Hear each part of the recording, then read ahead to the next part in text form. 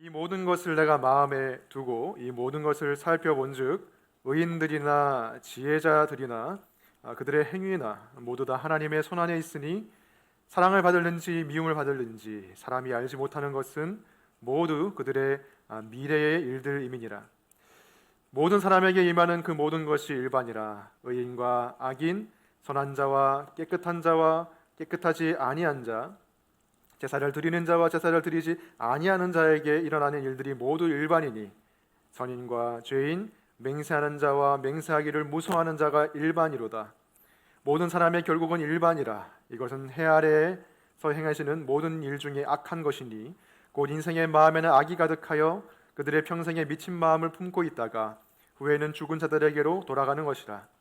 모든 산 자들 중에 들어있는 자에게는 누구나 소망이 있음은 산 개가 죽은 사자보다 낫기 때문이니라. 산 자들은 죽을 줄을 알되 죽은 자들은 아무것도 모르며 그들이 다시는 상을 받지 못하는 것은 그들의 이름이 잊어버린 바 됨이니라. 그들의 사랑과 미움과 시기도 없어진 지 오래이니 해 아래에서 행하는 모든 일 중에서 그들에게 돌아갈 몫은 영원히 없느니라. 너는 가서 기쁨으로 내 음식물을 먹고 즐거운 마음으로 내 포도주를 마실지어다. 이는 하나님이 내가 하는 일들을 벌써 기쁘게 받으셨음이니라. 내 의복을 항상 희게하며 내 머리에 향기름을 그치지 아니하도록 할지니라.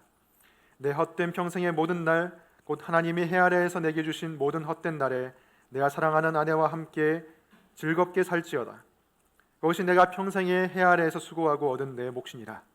내 손이 이를 얻는 대로 힘을 다하여 할지어다. 내가 장차 들어갈 수월에는 일도 없고 계획도 없고 지식도 없고 지혜도 없음이니라. 아멘. 자리 앉으시기 바랍니다. 말씀을 위해서 잠시 기도하겠습니다. 하나님, 코로나로 인해서 어지러운 사회 속에서 저희들이 말씀으로 다시 한번 우리의 영혼의 중심을 잡기를 원합니다. 하나님을 다시 바라보기 원합니다. 나의 뜻보다 하나님의 뜻을 더 구하길 원합니다. 이 말씀을 통해서 우리의 인생을 향한 하나님의 뜻을 알려주시고 그 뜻이 우리 가운데 이루어지게 해주시옵소서. 예수님 이름으로 기도드립니다. 아멘. 네, 우리 모두는 과거와 현재와 미래라는 그 시간의 선 위에서 살아가고 있죠. 특히 이 미래는 두 가지로 나눌 수가 있는데 그 한 가지는 확실한 미래이고요. 그리고 나머지 하나는 불확실한 미래입니다. 그 중에서 제가 확실한 미래 한 가지를 말씀드려 볼게요. 이 자리에 계신 모든 분들은 확실하게 설교를 듣기 전보다 설교를 듣고 난 후에 죽음에 한 발짝 더 가까워질 것입니다. 이것은 확실한 사실이에요. 기분 좋은 사실은 아니지만 우리 모두에게 임할 사실입니다. 한편으로 불확실한 미래가 있습니다. 불확실한 미래는 죽음이 오는데 그것이 언제 올지 모른다는 것이 불확실한 사실인 것이죠. 우리는 이 확실한 미래와 불확실한 미래를 앞에 두고 그 사이에서 줄타기를 하면서 살아가는 것이 우리의 현재라고 할 수가 있겠습니다. 오늘 본문에서 솔로몬이 말하는 것이 바로 이것입니다. 인생의 불확실함 그리고 인생의 확실함 가운데 현재를 우리가 어떻게 살아가야 할 것인가. 오늘 본문 10절밖에 되지 않지만 꽤 긴 내용인데 이것을 다 다루려면 갈 길이 멀기 때문에 큰 개요를 말씀드리고 바로 본론으로 넘어가겠습니다. 오늘 설교에서 말씀드리고자 하는 것은 크게 세 가지인데 첫 번째는 확실한 미래이고 두 번째는 불확실한 미래이고 첫 번째가 불확실한 미래이고 두 번째가 확실한 미래입니다. 세 번째는 현재라는 선물에 대해서 말씀드리겠습니다. 특히 세 번째 현재라는 선물에 대해서 집중적으로 다뤄보겠습니다. 첫 번째 불확실한 미래 1절부터 보겠습니다. 이 모든 것을 내가 마음에 두고 이 모든 것을 살펴본즉 의인들이나 지혜자들이나 그들의 행위나 모두 다 하나님의 손안에 있으니 사랑을 받을는지 미움을 받을는지 사람이 알지 못하는 것은 모두 그들의 미래의 일들임이니라. 의인이든지 지혜자이든지 사랑을 받을런지 자신이 미움을 받을런지 그 그 미래의 불확실함 속에서 살아가고 있다는 것이죠. 왜냐하면 미래라는 것은 하나님의 손안에 있는 것이지 인간의 손안에 있어서 인간이 좌지우지할 수 있는 것이 아니라는 것이기 때문입니다. 세상사를 보면 참 그렇죠. 우리가 쉽게 미래를 예측할 수가 없습니다.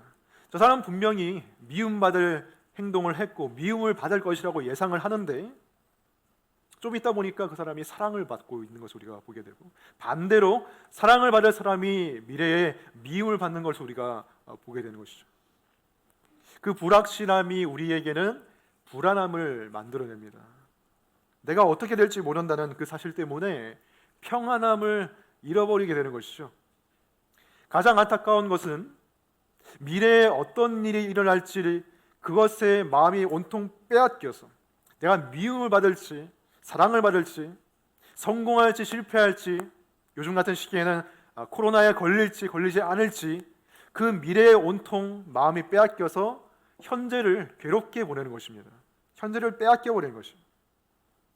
그래서 예수님께서는 불확실한 미래에 대해서는 불필요한 생각을 하지 말라고 말씀하시죠. 마태복음 6장 34절에서 그러므로 내일 일을 위하여 염려하지 말라. 내일 일은 내일이 염려할 것이요 한날의 괴로움은 그날로 족하니라 라고 말씀하십니다. 그런데 반대로 불확실한 미래에 대한 염려가 아니라 근거 없는 확신과 자랑을 하는 사람들이 있어요. 현재는 별로 수고도 하지 않고 노력도 하지 않으면서 나는 미래에 잘 될 거야, 꿈이 이루어질 거야 라고 말하면서 이 현재를 아주 게으르게 보내는 사람들도 있어요. 확실한 것처럼 불확실한 미래를 여기면서 현재를 낭비해버리는 것이죠.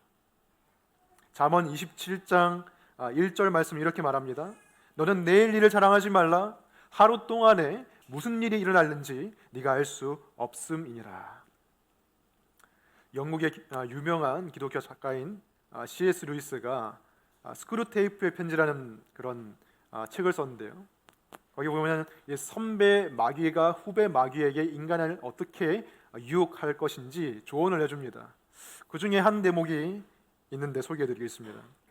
우리가 바라는 건, 여기서 우리는 마귀예요. 우리가 바라는 건 인간이 저 멀리에 있는 무지개만 쫓아가면서 현재에는 행복하지도 않고 친절하지도 않고 정직하지도 않게 살아가면서 진정한 현재의 선물들은 미래의 재단에 다 쌓아놓고 그것을 땔감으로 태워버리게 만드는 것이다 라고 말합니다.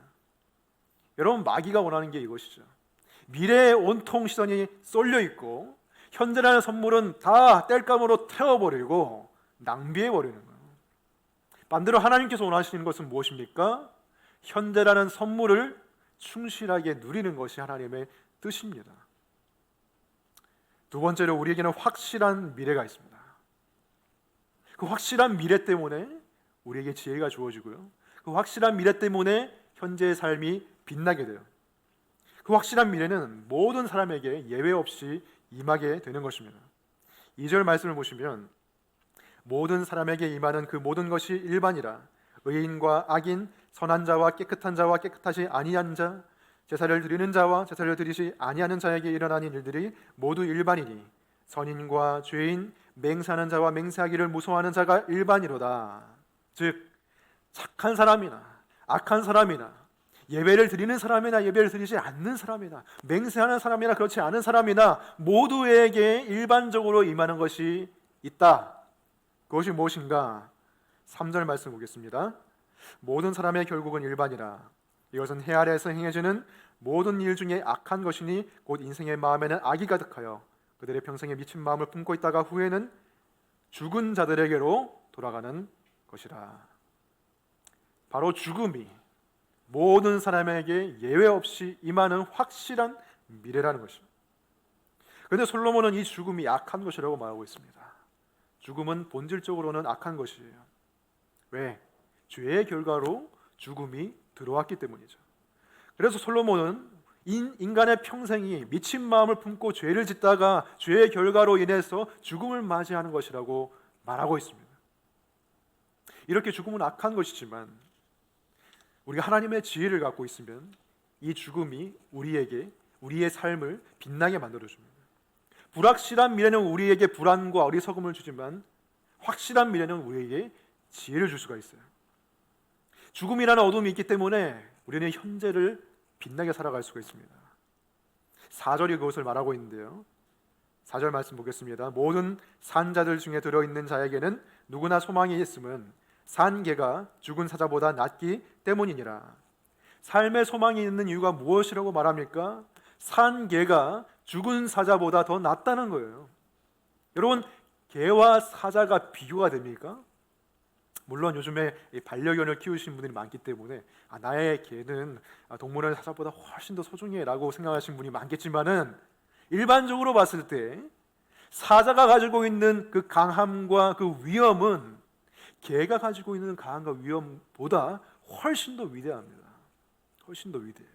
하지만 그럼에도 불구하고 그 사자가 죽어버리면 그 강함과 위험은 온데간데 없고 오히려 개의 강함과 위험이 더 뛰어나다는 거예요. 이렇게 죽음과 삶을 비교해 보면 삶이, 우리의 생애가 죽음보다 훨씬 빛나는 것이고, 죽음이 있기 때문에 사실 삶은 더 돋보이는 것이에요. 5절과 6절도 같은 것을 말하고 있습니다. 죽으면 그 이름이 잊혀지게 되고 상급도 받지 못한다. 그러니 죽음보다 삶이 낫다는 것이죠.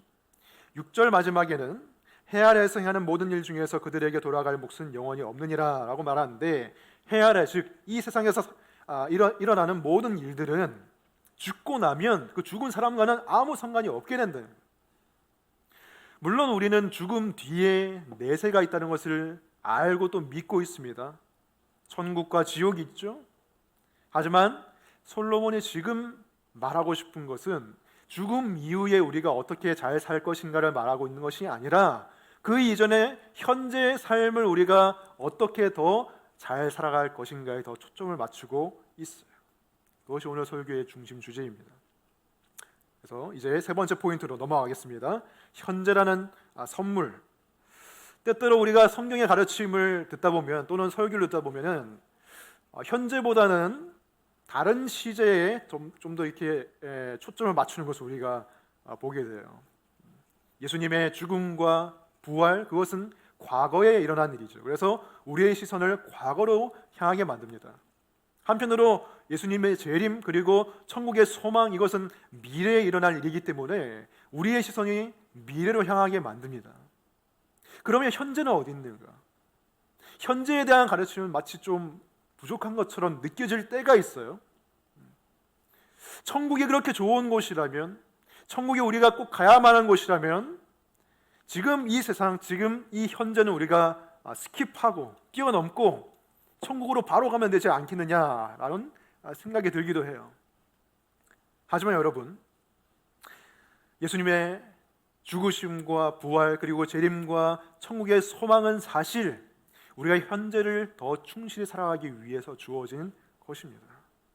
예수님의 죽음과 부활을 정말 제대로 믿는 사람 치고 현재를 허투루 보는 사람이 없어요. 제대로 믿는 사람들은 그 복음을 현재에 적용하며 살아갑니다. 그리고 미래의 재림과 천국의 소망을 제대로 믿는 사람 치고 미래에만 시선이 고정되는 사람은 없어요. 그 미래의 소망 때문에 현재를 인내하고 죄를 이겨내면서 살아가는 것이 진짜 크리스천의 모습이죠. 그렇기 때문에 성경은 사실 모두 현재에 대해서 말하고 있다고 해도 과언이 아닙니다. 그리고 오늘 본문에서 솔로몬도 현재라는 선물을 우리가 어떻게 더 누려갈 것인가를 실제적인 지혜를 우리에게 가르쳐주고 있어요. 그것이 무엇인지 7절부터 우리가 한 절씩 살펴보겠습니다. 먼저 7절의 첫 부분에서 솔로몬은 이렇게 말합니다. 너는 가서, 너는 가서. 죽음은 확실하고 그 죽음은 언제 우리에게 찾아올지 불확실한 그 가운데서 너는 가서 인생을 즐기려고 말합니다. 어떤 긴박함을 가지고 말하고 있는 거예요. 현재의 인생을 즐기기에도 모자란데 괴로워하면서 현재를 날리지 말라. 그러므로 너는 지금 달려가서 인생을 즐기라고 솔로몬이 말하고 있는 것이죠. 너는 가서 기쁨으로 내 음식물을 먹고 즐거운 마음으로 내 포도주를 마실지어다. 현재라는 선물을 즐기고 누릴 수 있는 첫 번째 지혜는 무엇이냐? 음식을 즐겁게 먹고 마시는 것입니다. 성경에서 이런 말을 하다니. 여러분, 사실 이런 말을 들어야 우리가 좀 더 익숙하겠죠. 너는 가서, 지금 시간이 얼마 없으니까 죽기 전에 땅 끝에 가서 복음을 전하고 가난한 자들에게 구제를 하고 그리고 교회에 가서 헌신 봉사해라. 시간이 없다 라는 것이 사실 우리에게 익숙한데, 솔로몬은 정말 어색하게도, 우리에게 듣기 어색하게도 음식을 즐기고 포도주를 즐기라고 지금 말하고 있어요. 여러분, 성경에 이런 말도 있습니다. 왜? 기독교는, 우리가 믿는 기독교는 금욕주의가 아니기 때문이에요. 금욕주의가 무엇입니까? 욕망을 금지시키는 것이에요. 우리에게 있는 식욕 또는 성욕, 수면욕, 물질욕 이런 것들을 다 죄악시하고 무조건 절제하고 내려놓으라고 말하는 것이 금욕주의입니다. 근데 성경은 금욕주의를 말하는 게 아니에요. 심지어 예수님께서도 사람들에게 이런 말을 들었습니다. 누가복음 7장 34절 말씀 보시면, 보라, 먹기를 탐하고 포도주를 즐기는 사람이요 라고 예수님이 말 들었어요. 물론 예수님이 식탐을 가지고 계신 분은 아니에요. 하지만 예수님은 적어도 음식을 즐길 줄 아셨고 포도주를 음미할 줄 아시는 분이셨다는 거예요. 예수님께서 첫 번째로 행하신 기적이 무엇입니까? 가나의 혼인잔치에서 물을 포도주로 만드신 사건인데, 포도주를 만드실 때 그냥 싸구려 포도주로 만드신 것이 아니라 최고급 와인으로 만드셨어요. 그래서 사람들이 그 와인을 맛보고, 와, 어떻게 이 집은 갈수록 좋은 와인을 내놓냐라고 감탄했거든요. 예수님이 왜 그렇게 하셨느냐? 그렇게 즐기고 포도주를 음미하는 것도 하나님께서 기뻐하시는 일이기 때문에 예수님께서 그렇게 하신 것입니다. 기독교 강요라는 정말 걸작을 쓴 16세기의 종교개혁자 존 칼빈, 장 칼뱅이라고 하는 그 사람, 이런 초상화 보셨나요? 그 사람의 초상화를 보면 검은 모자, 검은 옷을 입고 수염을 이렇게 길러가지고 빼빼 말라가지고요, 마치 인생의 모든 즐거움을 달아나는, 즐거움을 피해서 달아나는 사람처럼 보여요.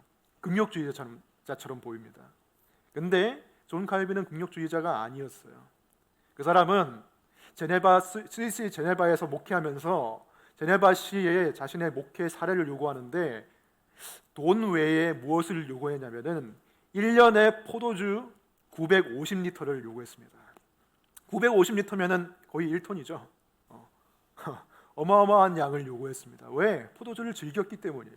물론 혼자 다 마신 것은 아니에요. 존 칼빈은 항상 그 집에 이웃들, 가난한 자들을 초대해서 음식과 포도주를 함께 즐기는 것을 좋아했다고 해요. 그래서 나중에 포도주가 모자랐대요. 그래서 존 칼빈은 기독교 강요에서 이렇게 말했습니다. 포도주는 건강의 필요에 의해서만 주어진 것이 아니라 우리를 즐겁게 하기 위해서 주어진 것이다. 음식을 즐기는 것, 하나님께서 기뻐하시는 것입니다. 그래서 7절 마지막에 보시면은, 이는 하나님께서 네가 하는 일들을 벌써 기쁘게 받으셨습니다 라고 말하고 있어요. 우리가 먹고 마시고 즐거워하는 것을 하나님께서도 기쁘게 받으신다는 거예요. 왜? 음식도 하나님이 주신 것이기 때문에. 음식을 즐기는 것, 이것만큼은 내가 자신 있지 라고 생각하시는 분들이 분명히 있을 거예요. 나는 먹방을 잘할 수 있어 라고 생각하는 분이 분명히 있을 건데, 하지만 생각보다 이 7절 말씀을 그대로 지키는 것은 굉장히 어려운 일이에요. 여러분은 매일에 반복되는 그 식사를 기쁘고 즐겁게 하나님께 감사하면서 하고 계십니까? 사실 그렇지 않은 것이 현대인들의 모습이에요. 현대인들의 식사는 즐기는 게 아니라 해치우는 것이고요, 누리는 게 아니라 그냥 때우는 거예요. 식사 자체를 즐기는 게 아니라 식사는 그냥 일을 하기 위해서 배를 채우는 수단입니다. 그리고 건강한 음식을 먹는 것도 아니죠. 편의점에서 도시락 먹고 라면 끓여 먹고 햄버거 먹고, 이런 인스턴트 패스트푸드의 그런 매출이 점점 늘어나고 있어요. 그러면서 하나님께서 정말 원하시는 인생을 즐기는 그러한 지혜와 즐거움은 점점 더 사라지고 있는 것이죠. 제가 예전에 군대 군목으로 있을 때 조금 특별한 경험을 한 적이 있는데, 색다른 경험을 한 적이 있는데요, 어떤 목사님들의 모임이 있었는데 목사님들을 자신의 군교회의 아침 식사에 이렇게 초대했습니다. 자신이 아침을 차려주겠다고. 그래서 기대하면서 갔는데 작은 교회였어요. 작은 군교회였는데 딱 예배당에 들어가니까 커피의 그런 원두의 향긋한 향기가 가득 퍼져 있더라고요. 기분이 굉장히 좋았습니다. 일단. 그리고 거기에 갓 구운 이 토스트에 그런 맛있는 냄새가 섞여 있었어요. 물론 대단한 음식은 아니었어요. 커피랑 그냥 토스트였는데 굉장히 후각적인 만족이 있었습니다. 그래서 배고픈 이 위를 달래기 위해서 빨리 이렇게 테이블에 둘러 앉았는데 그 목사님이 이렇게 말씀하시더라고요. 평소처럼 우리가 이 아침밥을 그냥 빨리빨리 먹는 게 아니라 오늘은 한번 음미하면서 하나님께 감사하면서 한번 먹어보자. 그래서 평소에는 빵을 베어 물고 빨리빨리 삼켰다면은 이제 그렇게 하지 말고 오늘은 음미하면서 감사하면서 먹어보자. 그래서 그 목사님이 시킨 대로 빵을 이렇게 베어 물고 눈을 감고 오물오물 그냥 씹었어요. 1분 넘게. 목사님께서 멘트를 하시더라고요. 이 빵이 식탁에 어떻게 오게 됐는지 한번 생각해 봅시다. 하나님께서 부지런하게 햇빛과 바람과 비를 내려주셨고, 그리고 우리가 모르는 이름 모를 농부의 수고와 땀에 의해서 수확되었고, 그리고 우리가 알지 못하는 어떤 제빵사의 솜씨로 인해서 빵이 맛있게 구워졌고, 그리고 하나님의 은혜로 우리가 건강을 유지해서 이것을 맛볼 수가 있습니다 라고 얘기하면서 1분 넘게 이렇게 빵을 계속 씹으니까 마음에 이상하게 좀 평안이 찾아오고 감사가 생겨나고, 그리고 이전에는 느낄 수 없던 그런 빵의 맛이 느껴지더라고요. 고소하기도 하고 달기도 하고 그런 맛이 입안을 가득 채우면서 굉장한 만족감이 있었습니다. 별것 아닌 음식인데도 말이죠. 커피도 그렇게 음미하면서 한번 마셨는데 정말 색다른 경험이었어요. 대단하지 않은 음식도 음미하면서 먹으니까 더욱더 감사하게 되고 누릴 수가 있었습니다. 사실 우리가 매일 먹는 이 음식이 항상 특별할 수는 없죠. 어떤 사람은 어머니께서 대량으로 끓여놓은 카레를 일주일 동안 먹어야 되는 사람도 있고, 늘 편의점에서 사 먹어야 되는 사람도 있고, 늘 회사에서 삼시세끼 해결하는 사람도 있겠지만은 여러분, 그 반복적이고 평범한 일상의 행위가 우리가 하나님의 은혜를 누릴 수 있는 통로입니다. 여러분이 만일 아주 특별한 일을 통해서만 하나님의 은혜를 누릴 수 있다고 생각한다면 여러분이 삶에서 하나님의 은혜를 누리는 순간은 아주 적을 거예요. 하지만 솔로몬이 말하는 것은 매일매일 먹는 식사와 음식과 음료를 통해서 하나님의 은혜가 우리에게 주어지고 있다는 사실을 기억하라는 것입니다. 최근 뉴스를 보니까 코로나 증상 중에서 가장 빈번한 증상은 마른 기침도 아니고 고열도 아니래요. 최근 연구 결과에 따르면은 후각과 미각의 상실, 쓴맛과 단맛을 구별하지 못하는 것이 코로나의 가장 빈번한 증상이라고 해요. 그러니 우리는 이 미각, 하나님 주신 음식을 즐기는 그 능력, 그것이 당연한 것이 아님을 알아야 되겠습니다. 그것이 당연하지 않은 시대를 우리는 살아가고 있는 것이에요. 그래서 하나님이 오늘 여러분에게 주신 일용할 양식을 기쁘게 즐겁게 감사함으로 누리시기 바랍니다. 거기에 현재를 누리는 지혜가 있습니다. 다음으로 8절을 보겠습니다. 8절 보시면 내 의복을 항상 희게 하며 내 머리에 향기름을 그치지 아니하도록 할지니라. 솔로몬은 이제 우리가 입는 의복에 대해서 그리고 머리 스타일에 대해서 얘기를 하고 있어요. 의복을 항상 희게 입으라는 것은 항상 흰 옷만 입으라는 것은 아니에요. 근데 어떤 기독교 단체는 이 구절 때문에 흰 옷만 입게 하는 사람들도 있어요. 그건 잘못된 해석이고요. 그리고 머리에 향기름을 바르라는 것은 머리가 푸석푸석해지고 헝클어지지 않게 곱게 빗고 단장하고, 요즘 말로 하면은 왁스도 바르고 에센스도 바르고 이렇게 잘 가꾸라는 것입니다. 현재라는 선물을 누리는 두 번째 지혜는 바로 단정한 외모입니다. 어떻게 옷을 입고 어떻게 머리 스타일을 꾸미냐에 따라서 여러분 하루가 달라지는 경험을 해보신 적이 있을 거예요. 집에서 머리도 감지 않고 후줄근하게 이제 추리닝만 입고 있을 때, 그럴 때는 사실 삶이 게을러지기 쉬워요. 근데 집에 있어도 외출할 때처럼 머리를 손질하고 면도를 하고 또는 화장을 하고 그리고 옷을 갖춰 입으면은 집에 있어도 그 생활이 좀 더 의욕적이고 질서 있게 살아가시는 것을 여러분들이 경험했을 거예요. 물론 겉모습이 뭐가 중요해. 하나님은 외모를 보시지 않고 하나님은 중심을 보시는 분이야 라고 생각할 수도 있습니다. 하지만 여러분, 정말 건강한 중심, 건강한 믿음, 건강한 인격은 단정한 옷차림과 외모로 자연스럽게 나타나기 마련인 것이죠.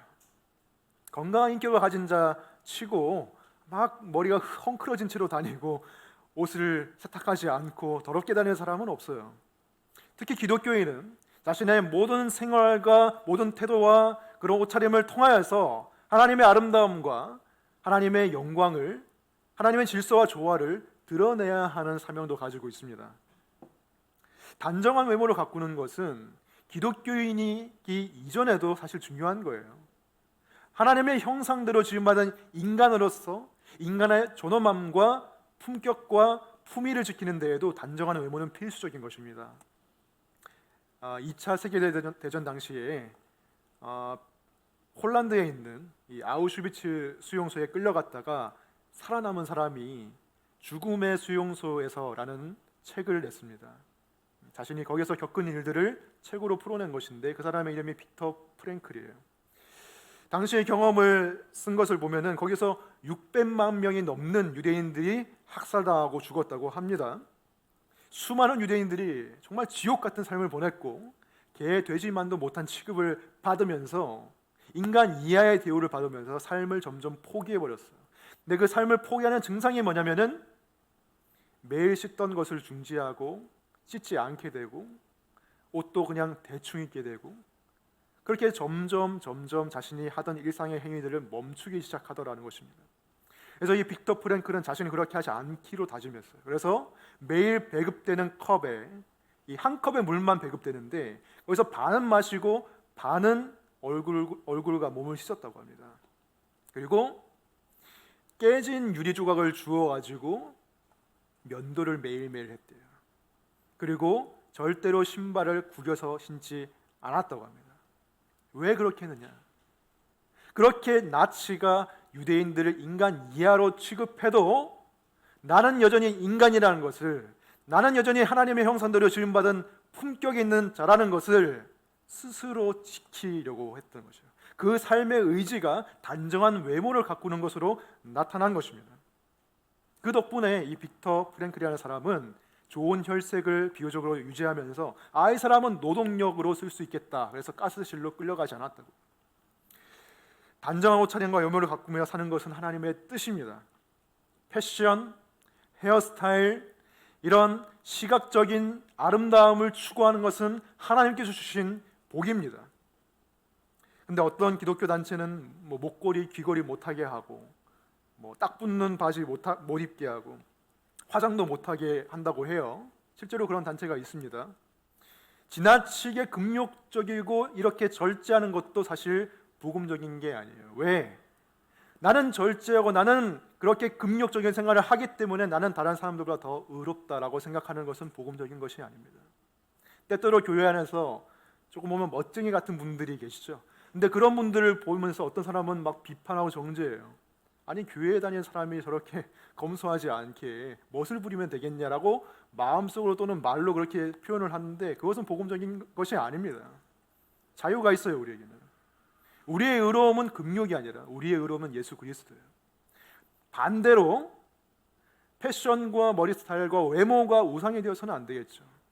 그것을 위해서 지나친 많은 돈과 시간을 투자하는 것은 하나님의 또한 뜻이 아닙니다.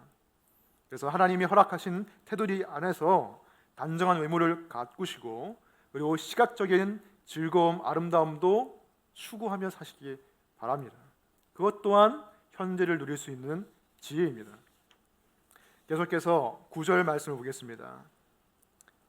내 헛된 평생의 모든 날, 곧 하나님이 해 아래에서 내게 주신 모든 헛된 날에 네가 사랑하는 아내와 함께 즐겁게 살지어다. 그것이 내가 평생에 해 아래에서 수고하고 얻은 내 몫이니라. 솔로몬은 우리의 인생을 헛된 평생이라고 이 말씀에서 말하고 있습니다. 헛되다, 의미 없다. 이것은 우리의 삶이 하나님의 뜻을 떠나 있을 때 의미가 사라진다는 것을 말하는 것이에요. 근데 거기에 무엇이 의미를 주고 무엇이 즐거움과 기쁨을 준다고 말하고 있습니까? 첫 번째는 음식이었고, 두 번째는 의복이었고, 지금 말하는 세 번째는 바로 사랑입니다. 특별히 결혼 관계 안에서의 사랑이에요. 솔로몬은 내 사랑하는 아내와 함께 즐겁게 살지어다 라고 말하고 있습니다. 여러분, 결혼하신 분들께 한번 물어볼게요. 이 말씀대로 정말 사랑하는 배우자와 함께 즐겁게 살고 계십니까? 이 말씀에 순종하려면 배우자를 사랑해야 되고 그 사랑하는 배우자와 함께 즐겁게 살아야 됩니다. 만일 배우자가 더 이상 사랑스럽지 않고 그리고 그 배우자와 함께 보내는 시간이 점점 즐거워지지 않는다면 그 이유가 무엇일까요? 그 이유가 무엇일까요? 그 이유도 오늘 말씀에 있습니다. 오늘 말씀에 비춰보면 아주 단순한 이유예요. 9절 마지막에 솔로몬은 이렇게 말하고 있습니다. 그것이 내가 평생에 헤아려서 수고하고 얻은 내 몫이니라. 수고하고 얻은 내 몫이니라. 여기서 그것이라는 것은 사랑하는 배우자와 함께 즐겁게 사는 것을 말하는 것이고, 그런데 그것은 무엇을 통해서 얻어진다고 말하고 있습니까? 수고해야 그 몫을 누릴 수 있다고 말하고 있는 것이에요. 결혼관계, 부부관계를 위해서 수고하지 않으면 즐거움이라는 열매도 얻을 수 없다는 것입니다. 사실 남녀관계에서 처음에는 그런 특별한 수고 없이도 즐겁죠. 행복하죠. 저절로 수고가 되고 저절로 열정이 생기죠. 저도 처음에 아내를 만났을 때는 그랬습니다. 처음에 아내를 만났을 때는 별다른 어떤 결심 없이도 내가 이 아름다운 여인을 위해서 무엇을 해줄 수 있을까? 내가 어떤 수고를 해주고 어떻게 하면 이 사람을 웃게 만들 수 있을까? 이런 생각 24시간 하고 살았죠. 그리고 그것을 위해서 정말 수고했습니다. 그런데 3년 반 연애하고 지금 이제 결혼 8년 차인데, 물론 결혼 생활 더 오래 하신 분들이 계시겠지만 1년 2년 지나가니까 나중에는 그런 수고를 하기가 싫어지고, 그리고 그냥 하루하루 사는 게 버거워요. 하루하루 사는데 그냥 급급하지 내가 따로 결혼 관계를 위해서 뭔가 수고를 해야겠다는 생각이 잘 안 들더라고요.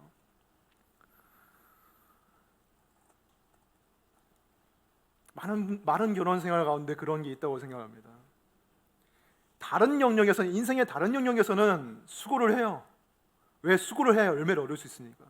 근데 결혼 관계와 부부 관계 안에서는 수고하지 않고 그냥 저절로 뭔가가 되기를 바라는 마음이 사람들에게 있는 거예요. 그냥 늘 같이 사니까. 하지만 결혼 생활에 있어서도 수고하지 않으면 즐겁게 사는 열매를 얻을 수가 없습니다. 우리는 배우자에게 친절하게 말하려고 수고해야 됩니다. 배우자의 아픔과 또는 기쁨을 공감해 주려고 수고해야 됩니다. 때로는 기념일이 아니더라도 선물을 해주려고 수고해야 됩니다. 때로는 둘만의 시간을, 깊이 있는 시간을 가지기 위해서 수고해야 됩니다. 깊이 있는 대화를 하기 위해서 수고해야 됩니다. 왜입니까? 결혼은 언약 관계이기 때문이에요. 결혼은 함께 약속한 사이이기 때문이에요. 무엇을 약속했습니까? 서로 수고하는 것을, 서로를 위해서 섬기는 것을 약속하는 게 기독교의 결혼입니다. 요즘 점점 결혼을 언약식이나 또는 예배 형식으로 안 하는 것이 추세가 되고 있는 게, 간편하게 하려고 하죠. 하지만 저는 결혼에 있어서 언약식은 가장 중요한 것이라고 생각합니다. 왜? 그 언약은 하나님의 언약을 닮아 있는 것이기 때문이고 결혼 생활을 유지하는 중추이기 때문이에요. 하나님이 우리와 맺으신 언약은 무엇이냐면, 하나님께서 우리가 어떤 상황 가운데 있든지 하나님께서는 우리를 위해 수고하실 것이고, 하나님께서는 우리를 사랑하실 것이고, 하나님은 우리를 섬기실 것이라는 것을 약속하신 것이 하나님과 우리 사이에 맺은 언약입니다. 그것으로 드러난 것이 무엇입니까? 우리의 죄에도 불구하고 예수 그리스도를 십자가에 못 박으신 것, 그것을 통해서 우리를 섬기신 것, 우리에게 헌신하신 것, 그것이 하나님의 언약인데, 그 언약을 닮아 있는 것이 결혼의 언약이라는 거예요. 그래서 결혼 예배, 결혼 언약식이 그토록 중요한 것입니다. 그것을 생각하면서 늘 살아가는 거예요. 결혼의 핵심은 로맨스가 아니라 언약입니다. 그 약속을 생각하면서, 그래, 하나님이 나를 사랑하신 것처럼 나도 배우자를 사랑하기로 약속했기 때문에 배우자가 어떻든 간에, 지금 삶이 어떻든 간에, 내 감정이 어떻든 간에 나는 배우자를 섬기기로, 수고하기로 선택하겠다. 이것이 결혼 생활의 핵심이라고 생각합니다. 그런 마음이 들지 않을 때도 그 약속에 헌신할 때 다시금 그러한 로맨틱한 감정이 생기는 것이 결혼 생활이라고 생각해요. 배우자를 기쁘게 하고 함께 즐거운 시간을 보내기 위해서 수고하고 계십니까? 하나님께 받은 사랑으로 배우자를 섬기고 계십니까? 결혼 관계에 복음을 적용하고 계십니까? 그 수고를 통해서 하나님께서 주신 현재라는 선물을 누릴 수가 있을 것입니다. 이제 솔로몬은 10절에서 현재를 누리는데 중요한 마지막 한 가지를 얘기합니다. 그것은 바로 일 또는 노동입니다. 내 손이 일을 얻는 대로 힘을 다하여 할지어다. 우선 내 손이 일을 얻는 대로라고 말하고 있는데, 이것은 나의 손에 어떤 일이 들어오든지라는 뜻입니다. 즉, 내가 좋아하는 일이 내 손에 들어오든지, 그것이 어려운 일이든지 쉬운 일이든지 내가 싫어하는 일이든지 내 손에 들어온 것이면 힘을 다해 일하라고 말하고 있는 것이에요. 흔히들 하는 말이 좋아하는 일을 해라, 가슴 뛰는 일을 찾아서 해라 라고 말하지만, 정말 그런 일을 찾아서 하고 있는 사람이 몇이나 되겠습니까? 대부분은 그냥 우연히 지원한 회사에, 아니면 우연히 발을들인 분야에 그냥 일하다가 1년, 2년 지나고 나중에는 생계를 유지하기 위해서 거기를 떠날 수가 없는 처지가 되어서 계속 그 일을 하고 있는 사람이 대부분일 거예요. 즐거워서, 좋아서가 아니라. 그리고 좋아하는 일을 한다고 해도 막상 좋아하는 일이 직업이 되면 그 일이 싫어지는 거예요. 일이란 힘든 것이고 노동은 어려운 것입니다. 어떤 목사님이 이런 말을 했습니다. 좋아하는 일을 하라. 그게 안 되면 지금 하는 일을 좋아해라. 그것도 안 되면 지금 하는 일을 통해서 하나님 나라의 군인으로 복무한다고 생각해라. 우리는 일을 통해서 하나님 나라를 섬깁니다. 즉, 일을 통해서 하나님께 영광을 돌립니다. 꼭 목사나 선교사로 직업을 선택해야만 하나님께 영광을 돌릴 수 있는 것은 아니에요. 마틴 루터가 이런 말을 했습니다. 구두를 만드는 사람은 구두에 십자가를 새김으로써가 아니라 최고의 품질의 구두를 만듦으로써 하나님께 영광을 돌려야 한다. 우리의 삶의 목적이 하나님을 즐거워하고 하나님을 영화롭게 하는 것이라면 일을 통해서 하나님께 영광을 돌리는 것이 우리의 삶의 의미가 될 수 있을 거예요. 최근에 일을 쉬고 있는 어떤 분이 저한테 이런 말을 했습니다. 일을 그만두고 나서 깨달은 게 있는데 의무가 사라지니까 의미도 사라졌습니다 라는 말을 했습니다. 그 말이 정말 맞는 말이라고 생각했어요. 통찰력이 있는 말씀이었어요. 의무가 사라지니까 의미도 사라진다. 일은 힘들죠. 일 때문에 스트레스를 많이 받습니다. 일이 우리를 불행하게 할 수도 있습니다. 하지만 생각해 보시기 바랍니다. 여러분에게 의미를 주고 있는 게 무엇입니까? 결국에는 여러분 마음대로 하는 게 의미를 주는 게 아니라 여러분의 삶에 여러분이 때로는 어쩔 수 없어서 하는 일, 여러분이 의무감을 가지고 하는 일, 그것이 여러분에게 의미를 주고 있는 것입니다. 그 일을 통해서 여러분은 삶에 필요한 인정도 받고 가족을 부양하고 보람도 느끼면서 살아가는 것이죠. 물론 여기서 일이라는 것은 직장 생활만을 의미하는 것이 아닙니다. 학생에게는 공부가 일이고 주부에게는 집안일이나 육아가 일이 될 수가 있겠죠.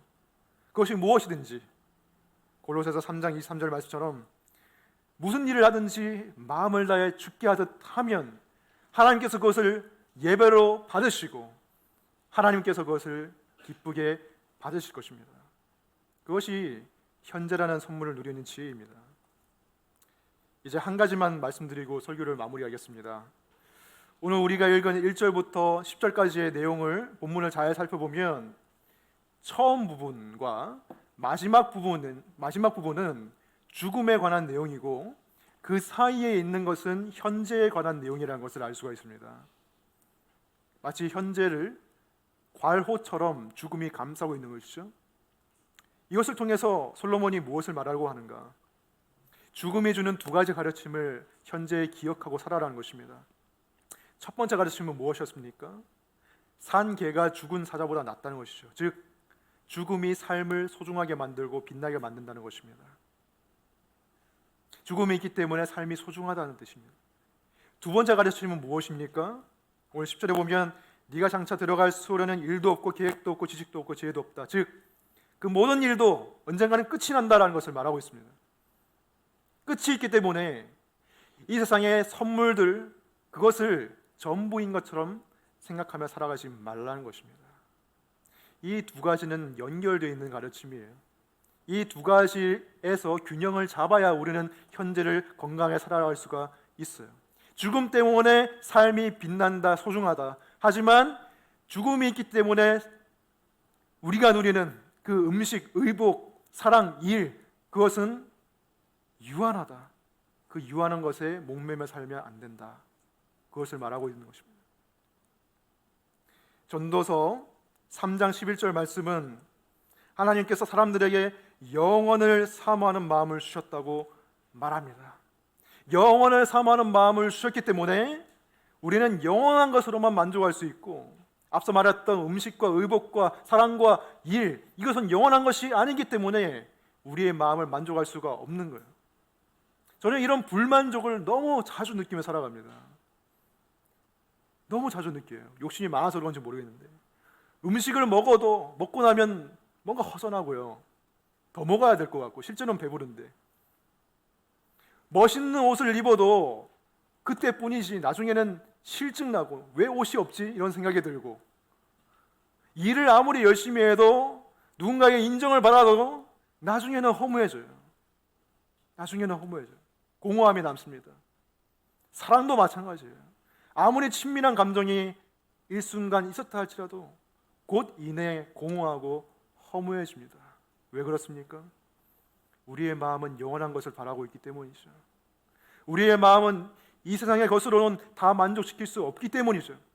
근데 사람들은 그것을 알지 못하고 이 공허하고 허무한 마음이 생길 때 더 음식과 의복과 사랑과 일, 이것에 더 매진하면서 그것을 더 열심히 하면, 더 추구하면 내 마음이 채워질 거라고 착각하면서 거기에 중독되고 또 그것을 우상으로 삼고 살아갑니다.